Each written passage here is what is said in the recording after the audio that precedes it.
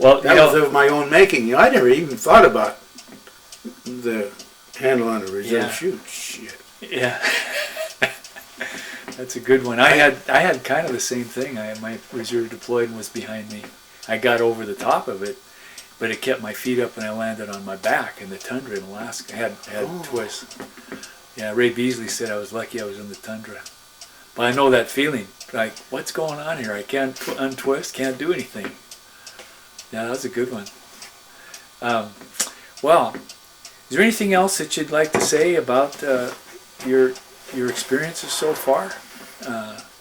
People or things you've learned? Or You mean about outside of jumping? Either during jumping or outside of jumping. Mostly it sounds like aviation related stuff you've done. Yeah. That was where I spent my productive years. Well, crashed a plane in a helicopter. You cried. Why don't you tell me about that? The accidents you were involved in. Well, I was in the mountains in a Super Cub, and the engine quit. Just quit. And I think it was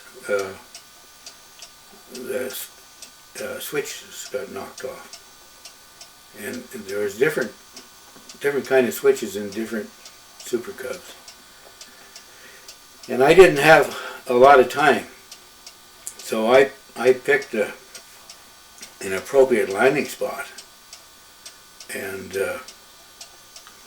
when I got down there, I would have made a successful emergency landing in the mountains, because there was a little house down there and had a field, but there was one little old cottonwood between me and that field, and it was just a spindly damn thing. What was it? Cottonwood tree. Oh, a cottonwood tree. Yeah, and it was just not it wasn't significant at all, and I could have missed it if I had anticipated what was going to happen. I hit that tree just below kind of a U in it, and the wing hit that. It was the left wing, and it slid up into that U, and that son of a bitchin' tree broke off above that, and it held onto my wing, and I went shoo, and I wrecked a Super Cub. And it was lying in the field where I was going to land in, but on its left wing, the right wing sticking straight up in the air, and the greenhouse above the canopy, between the wings, the top of the cockpit was gone. Gasoline started running out of that tank that was up in the air, and it caused me to panic a degree, because when you just crash and you're getting airplane fuel running all over you, you think of only one thing: getting the hell out, because this thing could burn. So I went out through where the skylight used to be, and I went to about 6 feet, and I remembered Bill Murphy was in the back. Mike. Huh? It was a guy named Mike, wasn't it? Oh well. Well, he might have been Mike. What Mike would have? Anyway, I turned around and he's crawling out the same hole. So we were both fine. But we just demolished that Cub. The one wing was. You ever seen the old Navy TBMs with the wings folded? Well, Just like that. We had one folded, one sticking up in the air. You were flying for the state then, or that was your private? Fishing game. Yeah, it was fishing game. And what about the helicopter? What happened there? Okay. We were over by Drummond, and the ranch over there that had elk problems, and we were we were trapping and moving the elk. And the trap was on a hillside, fairly steep, and then there was a flat, and we had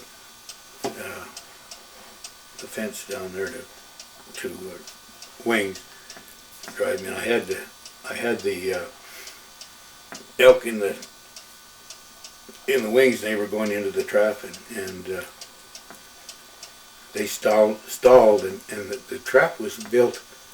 It had a curve in it. The wings did. The wings on the trap. Yeah, and they were 6 feet high. There were 2 rows of hog wire, and I got my the elk had stalled down there below me. I was taking them down onto this flat where the corral was. So we used the flat because we could handle animals and we could drive around, and Anyway, I got my tail rotor in that curved fence, and it ripped it off. And when you're at hovering power and you lose your tail rotor, the helicopter spins. So it went 270 degrees, and I came off of the power and hit the hillside, and the upper hillside gear folded underneath the machine, and it kind of leveled it up a little bit. So when everything came to rest, the rotors hit the fence, and it tore off the transmission, and it hit me in the back of the head as I went by and went into the fence, and it was captive in the fence, the rotor system, and there was some elk, a couple of elk that didn't get the word. They didn't go into the trap. There was less than 4 of them, I don't know, cows. Anyway, I got out and yelled at them, and 2 of them went by me, and the other 2 went in the trap. So you were still able to move. Oh yeah. Wow, that's a bad one. The main good. rotor didn't fly all over the place, or No, they just went with the there was engine. 2 blades, and they just went into the trap, and they were right there. wow, that's good. Jeez. And can't remember the name of the biologist. Anyway, he closed the gate. We had accomplished the mission. About the helicopter. We moved. We moved. Must have been 400 elk off that ranch. Wow, that's a great story. Well, thank you very much. In her nightgown, and we had a gas stove. It was so in New Mexico. In New Mexico, yeah, down there in Silver City. And she leaned over the stove doing something, she caught fire. And we slept in a room right from the kitchen. There was a doorway, and it was just in a kind of a makeshift apartment we were in. And she was screaming. And when she went by the end of the bed, I tackled her. And that put the fire out. So I jumped the fire.